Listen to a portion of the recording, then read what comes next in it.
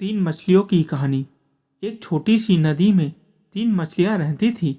प्रत्येक मछली एक अलग रंग की थी, लाल, नीली और पीली। फिर भी ये तीनों मछलियां एक दूसरे के साथ मिलजुल कर रहती थीं। एक दिन नीली मछली किनारे के पास तैर रही थी और उसने मछुआरों की बातें सुनी। एक मछुआरा दूसरे से कह रहा था कि इस नदी में मछली पकड़ने का समय आ गया है। नदी की मछलियां यहाँ बहुत भोजन के लिए तैयार होंगी। चलो कल मछली पकड़ने चलते हैं।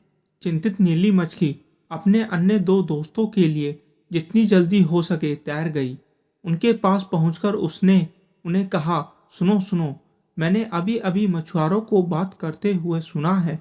वे कल इस नदी में मछली पकड़ने की योजना बना रहे हैं। हमें कल के लिए नदी में सुरक्षित रूप से तैरना चाहिए।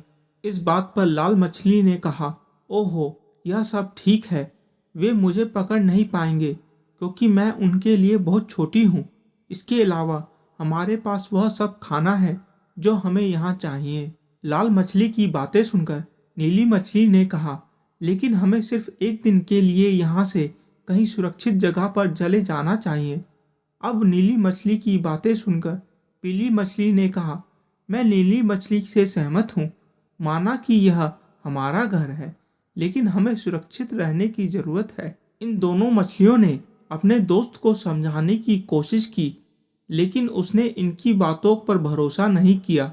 जैसे ही अगली सुबह हुई, मछुआरों ने अपना जाल डाला और जितनी हो सके उतनी मछलियां पकड़ ली।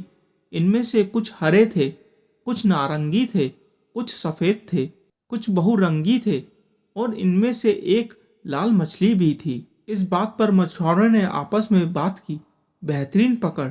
लंबे दिनों के बाद दूर से ये सभी चीजें दोनों दोस्त पीली मछली और नीली मछली देख रहे थे।